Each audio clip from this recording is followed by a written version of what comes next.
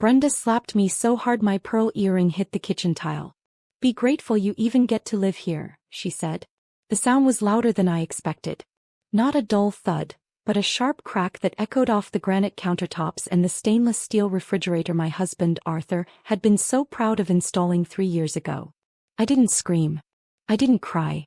I just stood there, my hand hovering over my cheek, feeling the heat bloom across my skin. The kitchen, my kitchen, or at least it used to be, suddenly felt like a foreign country. I watched the earring spin. It was a South Sea pearl, a 30th anniversary gift. Arthur had bought them in San Francisco. I remember we ate clam chowder out of sourdough bowls that day and he'd gotten sauce on his tie. The earring spun like a top, a blur of white and gold, before skittering under the heavy oak island. Did you hear me, Carol? Brenda asked. Her voice wasn't raised. That was the terrifying part about Brenda. She never yelled. She spoke in this low, clipped tone, like a disappointed school principal. She adjusted the cuff of her blazer. It was navy blue. Expensive. Structured. I heard you, I whispered. The Subaru does not need a new radiator, she said, turning back to the coffee machine as if she hadn't just assaulted a 72-year-old woman.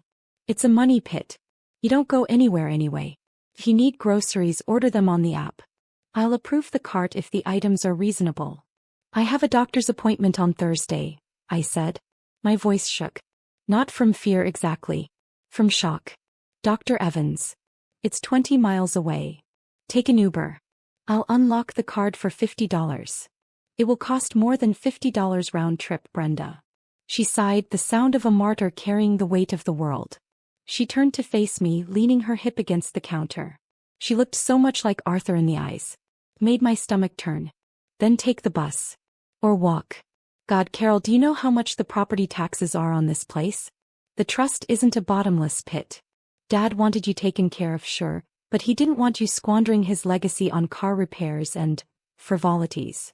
Frivolities. I looked at my shoes. They were SAS Comfort loafers. I was wearing a pair of polyester slacks from Costco. I hadn't bought new clothes in 8 months. I'm going to my room, I said. Make sure you wipe the counter, she said. You left crumbs from your toast. I walked out of the kitchen, my knees feeling like water. I didn't look for the earring. I couldn't bear to crawl on the floor in front of her. My room, the guest room on the first floor, was small. Arthur and I had shared the master suite upstairs for 22 years.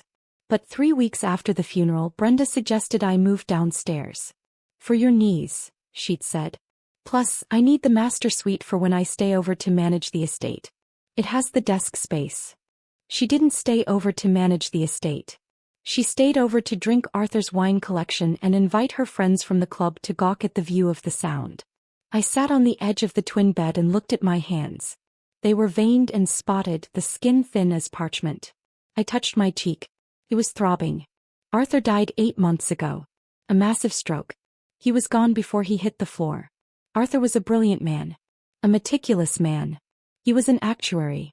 He loved spreadsheets, labeled folders, and contingency plans. He loved me too. I know he did. But he loved order more. When we sat down with the estate lawyer, Mr. Henderson, 5 years ago, Arthur explained his logic. Carol, you're too nice, he'd said, holding my hand. If I leave the money directly to you, people will swarm. Scammers. Charities. Distant cousins. I want to set up a trust. A structure. Brenda has an MBA. She's sharp. She'll act as the trustee. The house, the investments, everything goes into the trust for your benefit. She manages it, ensuring you have everything you need for the rest of your life. When you pass, the remainder goes to her. It sounded safe. It sounded like love. Arthur trying to protect me from a harsh world. He didn't realize the harshest thing in the world was his own daughter. The decline of my life happened so slowly I almost didn't notice the cage closing. First, it was the budgeting. Brenda said the market was volatile. She swapped my credit card for a debit card. A green light card, the kind parents give to teenagers. She controlled the balance from an app on her phone. Then came the staff cuts. She fired Mrs. Higgins, who had cleaned for us for a decade. You're home all day, Carol, Brenda had said. It'll give you something to do. Keep you active. Then the isolation. She canceled the landline. She took me off the family cell phone plan and gave me a prepaid flip phone because, Smartphones are confusing for seniors. Now I had a distinct handprint fading on my cheek and $12.40 on a debit card that wouldn't work at the gas station. I looked at the photo of Arthur on the nightstand. He was laughing, holding a striped base he'd caught off the jetty. "You made a mistake, Artie," I whispered to the frame. "You made a terrible mistake." I needed ice for my face. But that meant going back to the kitchen. Going back to Brenda. Instead, I went to the bathroom attached to the guest room and soaked a washcloth in cold water. I held it to my face and stared at myself in the mirror. Gray hair, cut short because the salon was too expensive. Eyes that looked permanently tired. I looked like a victim. I hated it. I remembered the first time I met Brenda. She was 25 then. I was 45. Arthur introduced us at a diner. She looked me up and down, assessing the cut of my blazer, the brand of my purse. "She's lovely, Dad," she'd said. But her eyes had been cold. Calculating. Like she was estimating my depreciation value. I should have known then. I waited until I heard the garage door rumble open and Brenda's Porsche back out before I left my room. She was gone. Probably to her spin class, or a lunch meeting where she would complain about the burden of caring for her declining stepmother. I walked into the kitchen. It was spotless. Brenda was obsessive about appearances. I got down on my hands and knees. The tile was cold and hard against my joints. I peered under the island. There was the pearl earring. It was wedged against the baseboard, surrounded by a few dust bunnies I had apparently missed. I reached for it, my fingers trembling. As I grasped the cool metal of the post, I felt a surge of something hot in my chest. It wasn't sadness anymore. It was rage. I stood up, clutching the earring. I walked to the phone, the cheap flip phone sitting on the counter. I dialed Mr. Henderson's office. "Law offices of Henderson and Wright." The receptionist chirped. "This is Carol Miller," I said.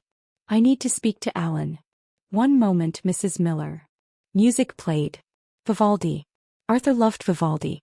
"Carol," Alan Henderson's voice came on the line. He sounded impatient.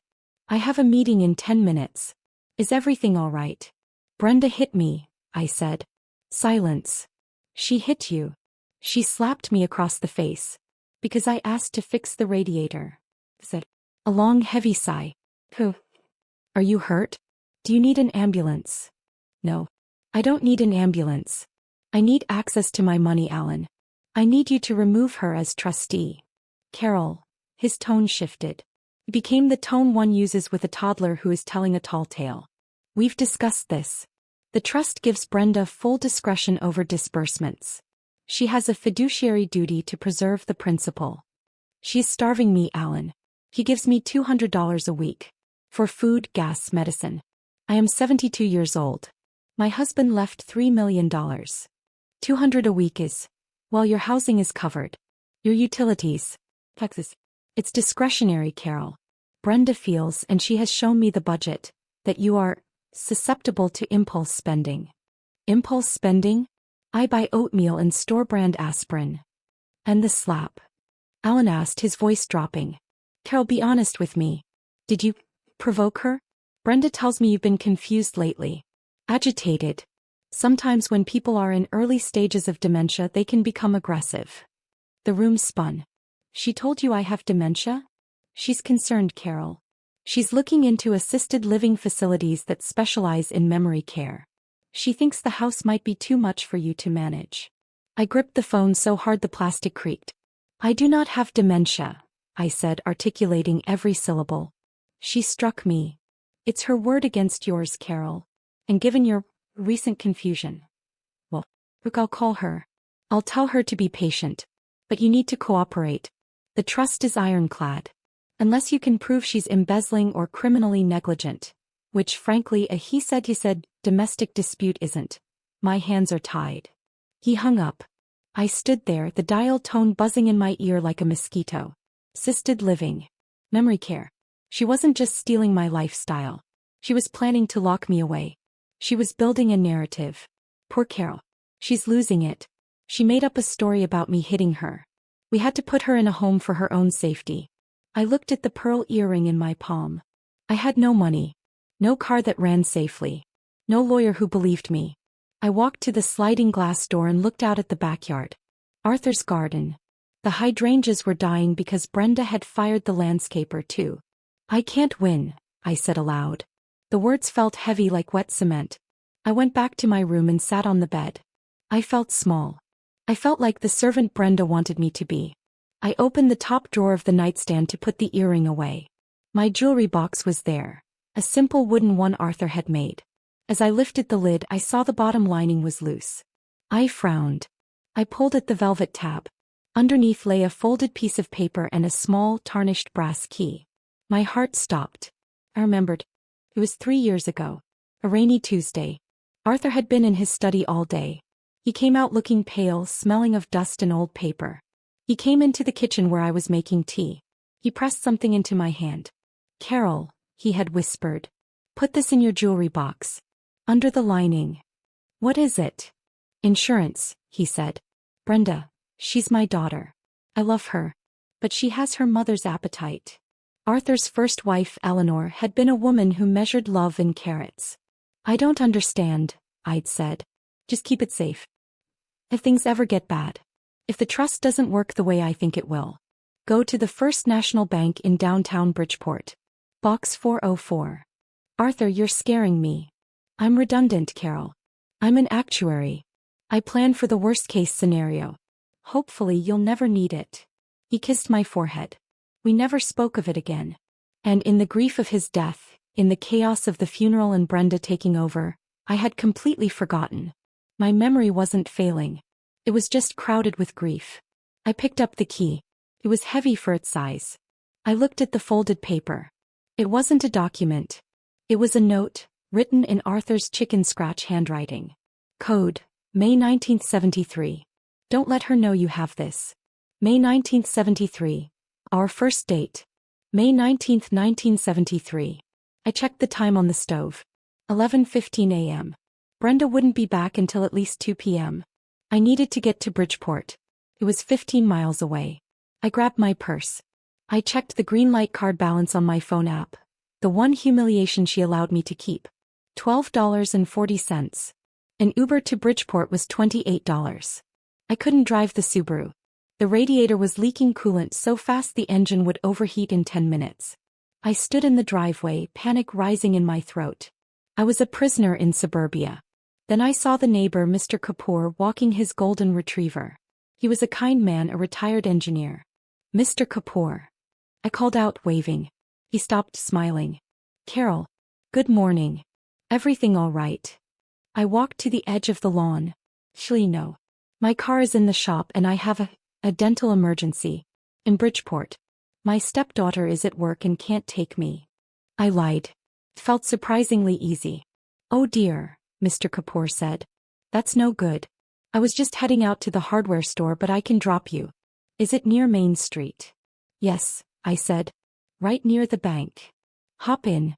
Let me just put Buster inside. 10 minutes later, I was sitting in the passenger seat of Mr. Kapoor's pristine Lexus. We talked about the weather. About the hydrangeas. I haven't seen Brenda much lately, he noted. She seems busy. She is very busy, I said. He dropped me off in front of First National Bank. Do you need a ride back? No, I said. I think I'll be all right.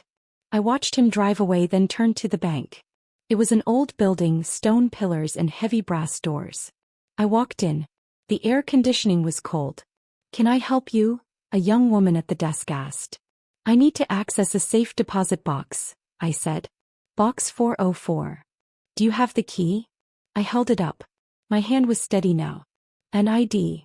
I handed her my driver's license. She typed something into her computer. Arthur Miller, she asked. He was my husband. He passed away. I see. And you are? She squinted at the screen. Ah yes. Joint access. You're listed as the secondary signer. I'll just need a signature. My knees nearly gave out. Secondary signer. Brenda didn't know. If Brenda knew, she would have emptied this box the day after the funeral. Arthur had kept this off the main books. A secret account. A secret box. The vault was silent. The clerk unlocked the box, slid it out, and left me in a private room. I opened the lid. Inside there was a thick blue file folder and 3 leather-bound notebooks. I opened the blue folder first. On top was a document titled, Addendum B Revocable Living Trust of Arthur J. Miller. It was notarized. Dated 4 years ago. I began to read. The legalese was dense but the meaning was clear. In the event that the beneficiary, Carol Miller, reports a substantial decline in quality of life, defined herein as, I scanned the list. Inability to access transportation. Restrictions on reasonable discretionary spending. Failure of trustee to maintain the marital home. And then the kicker. Paragraph 4. If such conditions are met, the beneficiary shall have the power to trigger an immediate external audit. Furthermore, should the audit reveal any commingling of funds or failure to act in the beneficiary's best interest, the trustee, Brenda Miller, shall be immediately removed and replaced by the designated successor trustee, Carol Miller. Me. I was the backup plan.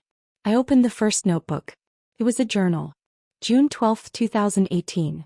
Brenda asked about the inheritance again. She thinks I don't hear the way she talks to Carol when I leave the room.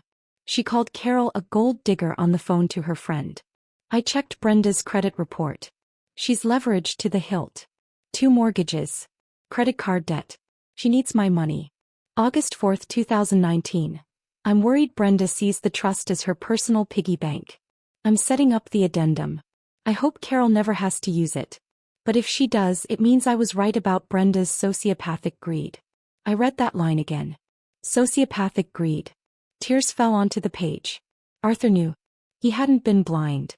He had been afraid. I looked at the clock on the wall. 12:45 p.m. I had the weapon. Now I needed to load it. I left the bank with the blue folder and the journals tucked deep inside my tote bag. I didn't go home. Not yet. I walked 2 blocks to the library. I needed a computer and I needed privacy. I sat at a terminal and started searching. I looked up Fiduciary Duty Connecticut. I looked up Elder Abuse Financial. Then I looked up Dr. Evans. I used the library phone to call his private line. His receptionist tried to block me but I insisted. Tell him it's Arthur Miller's wife. Tell him it's an emergency. Dr. Evans got on the line. Carol? Is everything okay? No, Jim. Brenda is trying to have me declared incompetent. She claims I have dementia. That's absurd, Jim said immediately. I saw you 6 months ago. You're sharp as a tack. I need you to document that. I need a full evaluation. Today. Carol, I'm booked solid. Please. She hit me, Jim. Pause. Come in at 4:30. I'll wait. I can't. I don't have a car. She won't give me money for an Uber. Where are you? The Bridgeport Library. Stay there. My wife, Susan. You remember Susan? She's in town shopping. I'll call her. She'll pick you up.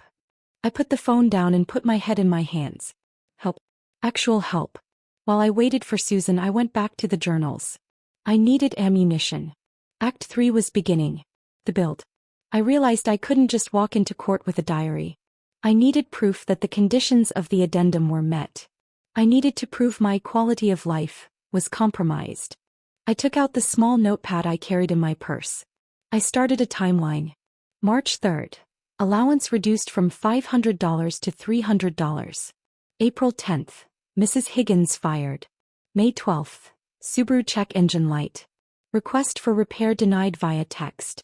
I still had the texts on the flip phone. June 1st. Allowance reduced to $200. Today, physical assault. Denial of medical access. Susan picked me up in her Volvo.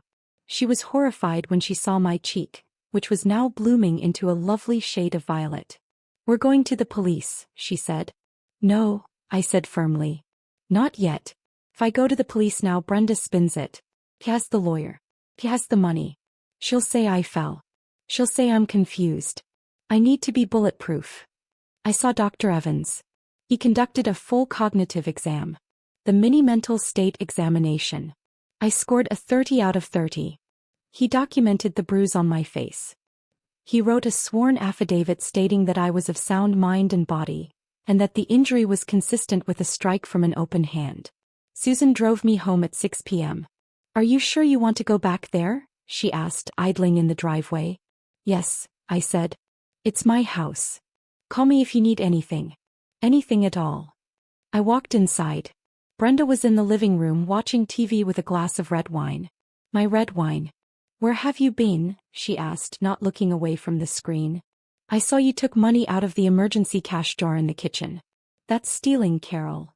I hadn't taken money. There was no emergency jar. He was gaslighting me. I went for a walk, I said. For 6 hours? She turned and her eyes narrowed at the bruise. God, look at your face. You really did a number on yourself. I hope you didn't go out like that. Embarrassing. I fell, I said quietly. In the garden. Clumsy, she muttered. See? This is why you need supervision. I've scheduled a tour at Shady Pines for Friday. Pack a bag. We're just going to look, but honestly, Carol, it's time. She took a sip of wine. Oh, and I'm hosting the Historical Society mixer here on Sunday. Try to stay in your room. I don't want you wandering around confusing the guests. Sunday. 3 days away. Okay, Brenda, I said. I'll stay out of the way. I went to my room. I locked the door.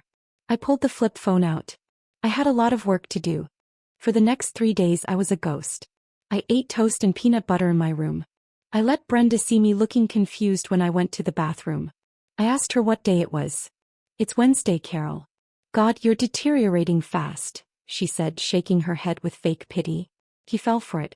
She thought she had won. He thought I was broken. Meanwhile, I was building a bomb. I used the library card to access the Wi-Fi from my room. The signal barely reached, but it worked. I emailed the scanned addendum and Dr. Evans' affidavit to a new lawyer, a shark named Miss Steinberg that Susan recommended. Miss Steinberg called me on the flip phone while Brenda was in the shower. This addendum is explosive, Miss Steinberg said. If the handwriting matches and the notary seal is valid, and I've checked, it is, you have the power to freeze the assets immediately upon filing. I don't want to just freeze them, I whispered. I want her exposed. Well, Miss Steinberg said, a smile audible in her voice. If you file the motion for removal and the audit request on Monday morning, we can have a process server there. When? Sunday, I said. She's having a party. The Historical Society. Sunday is a Sunday, Carol. Courts are closed. We can't serve her official court papers on a Sunday easily without a judge's special order. I don't need a process server, I said. I need you. Can you come? Bring the papers. Just to notify her. I charge double for weekends. The trust pays legal fees for the beneficiary, I quoted from the document. I like you, Carol, Miss Steinberg said. I'll be there at 2 p.m. Thursday and Friday passed in a blur of adrenaline and fear. On Friday night I sat with Arthur's journals. I found the entry that would seal her fate. November 2019. I found out Brenda has been using my name to solicit investments for a startup that doesn't exist. I paid the people back quietly. If she touches the trust money for her personal debts, it's not just mismanagement. It's criminal fraud. I had no way to prove she was doing that now. But the audit would. Saturday came. Brenda was in a frenzy. Caterers were coming in and out. She was yelling at them. No, I said, the white lilies. These look funeral home cheap. She saw me in the hallway. Carol, go back to your room. You look like a homeless person. I was wearing my robe. I'm hungry, Brenda. Eat a banana. And stay out of sight tomorrow. These are important people. The mayor might come. I'm trying to secure a spot on the preservation board. I don't need my senile stepmother drooling on the canapes. Okay, Brenda. I went back to my room. I looked at the outfit laid out on my bed. It wasn't the polyester slacks. It was a silk suit I hadn't worn in years. It was wrinkled, but I had a travel steamer in the closet. I steamed it. I polished my pearls. I found my red lipstick. Sunday. The reckoning. The party started at 1 p.m. I could hear the tinkling of glass, the polite laughter, the jazz music playing over the speakers. I waited. At 1:55 p.m., I heard the doorbell ring. It was too early for late guests. I peeked through the blinds. A sleek black sedan. Miss Steinberg. She looked terrifying in a gray power suit. She had a large man with her. I took a deep breath. I put on my pearl earrings. The left one. And the right one, the one that had skittered across the floor. I unlocked my door. I walked down the hallway. The living room was full. 30 or 40 people. The mayor was there. The head of the Historical Society. Brenda was holding court by the fireplace, wearing a dress that probably cost more than my car. Yes, it's been so hard, Brenda was saying, her voice trembling theatrically. Dad's passing was tragic, of course, but caring for Carol. The dementia is progressing so rapidly. It's a full-time job. The sacrifices I make. The room murmured sympathetically. It must be a heavy burden, the mayor said. It is, Brenda sighed. But family is family. I just want her to be safe. I stepped into the room. That's very touching, Brenda, I said. My voice was strong. I had practiced projecting in the mirror. The room went silent. Brenda spun around. Her eyes went wide. He saw the silk suit. The pearls. The lipstick. She didn't see a senile old woman. She saw the woman who had been married to Arthur Miller for 20 years. Carol, Brenda hissed, her smile tight and dangerous. I thought you were resting. You seem confused. She stepped toward me, reaching for my arm to guide me away. Let's get you back to bed. Don't touch me, I said. I didn't shout. I just said it with absolute authority. Brenda froze. I'm not confused, Brenda. And I'm not resting. I'm waiting for my lawyer. The front door opened. Miss Steinberg walked in, followed by the large man. Who is this? Brenda demanded, her socialite mask slipping. This is a private event. Brenda Miller? Miss Steinberg asked. Her voice cut through the room like a knife. Yes. Who are you? I am Rachel Steinberg, attorney for Mrs. Carol Miller. And this is a notification of immediate suspension of your trusteeship, effective pending a forensic audit. A gasp went through the room. The mayor took a sip of his drink, looking fascinated. This is ridiculous, Brenda laughed, a high, brittle sound. My stepmother is incompetent. She doesn't know what she's doing. She has dementia. I scored a 30 out of 30 on my cognitive exam 3 days ago, I said, holding up Dr. Evans' affidavit. Dr. Evans seems to disagree with your diagnosis. Brenda's face went pale. You can't. Dad put me in charge. Dad put you in charge, I said, stepping closer to her. But he didn't trust you. Did he? I pulled the blue folder from under my arm. Addendum B, I said. He left it in the safe deposit box you didn't know about. The one with the key hidden in my jewelry box. Brenda's eyes flicked to the folder. She recognized Arthur's handwriting. I saw the fear spark behind her eyes. He knew Brenda, I said. He wrote it all down. The sociopathic greed. That's his phrase, not mine. I turned to the guests. Brenda has been paying me $200 a week to live on, I told the room. She refused to fix my car. He fired my help. And on Tuesday, when I asked for money for a radiator, she slapped me across the face. Liar. Brenda shrieked. It was the first time she raised her voice. She's lying. She's crazy.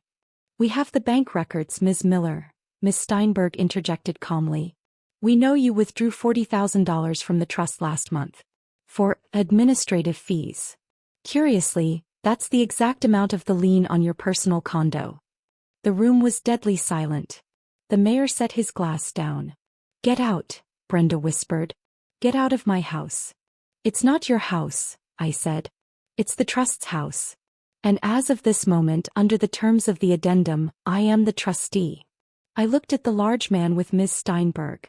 This gentleman is private security, Ms. Steinberg said. He is here to ensure that you leave the premises without removing any assets or documents. You have 10 minutes to pack a bag. Brenda looked around the room. She looked for allies. She looked at her rich friends. They were all studying the floor or their shoes, or suddenly finding the view of the sound very interesting. She was alone. Dad hated you, Brenda spat at me. Ugly, venomous sound. He only married you because he was lonely. He married me because he loved me, I said. And he left me the power to destroy you because he knew you didn't love anyone but yourself. I pointed to the door. Go. Brenda looked at me. She looked at the folder.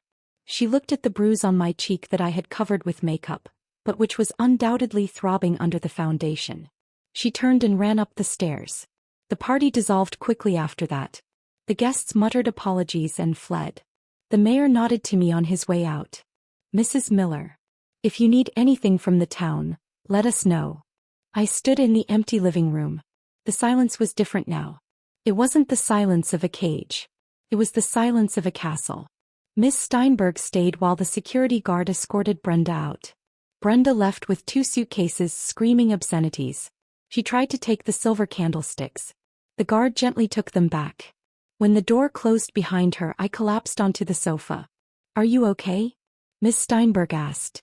"No," I said. "But I will be." The aftermath was swift and brutal. The forensic audit took 3 weeks. It was worse than Arthur had predicted. Brenda had drained nearly $200,000 in 8 months. She had been paying her mortgage, her car lease, her credit cards. Because she had crossed state lines to do some of the transfers, it became a federal issue. Wire fraud. Embezzlement. She was arrested 2 months later. I didn't go to the arraignment. I didn't need to see her in handcuffs. I had seen her face in the living room. That was enough. I petitioned the court to make the change permanent. With the evidence from the journals and the audit, the judge didn't hesitate. "Mr. Miller was a man of incredible foresight," the judge said. "Yes," I said. "He was. I got the Subaru fixed. Actually, I traded it in. I bought a new Honda. It has heated seats. I hired Mrs. Higgins back. She cried when she walked in the door. I thought you didn't want me anymore, Mrs. Miller." "I always wanted you," I told her. I doubled her salary. 6 months later, I was sitting in the kitchen. The same kitchen where she had slapped me. I was drinking coffee from a mug Arthur liked. The sun was shining on the terracotta tiles. My phone rang. A smartphone. I had upgraded. It was Miss Steinberg. "Good news, Carol. The settlement is finalized. Brenda is pleading guilty to avoid jail time, but she has to pay full restitution. She's selling her condo. She's bankrupt." "I don't care about her money," I said. "I just want her name off the accounts. It's done. You have full control. The $3 million is safe. It's yours, Carol. For your care. Just like Arthur wanted." "Thank you, Rachel." I hung up. I looked down at the floor. At the spot where the earring had spun. I reached up and touched my ear. The pearl was cool and smooth. Arthur had left me a paper shield and a brass sword. He couldn't save me from the grief of losing him, but he had saved me from the sharks. I took a sip of coffee. Tasted like victory. I walked over to the fridge. I opened it. It was full of food. Real food. Cheese. Wine. Strawberries. I took a strawberry. I ate it standing in the middle of my kitchen in my house in my life. It was sweet. And I was grateful. But not to Brenda. "Thanks, Artie," I whispered. And for the first time in a year I felt safe enough to close my eyes and just breathe.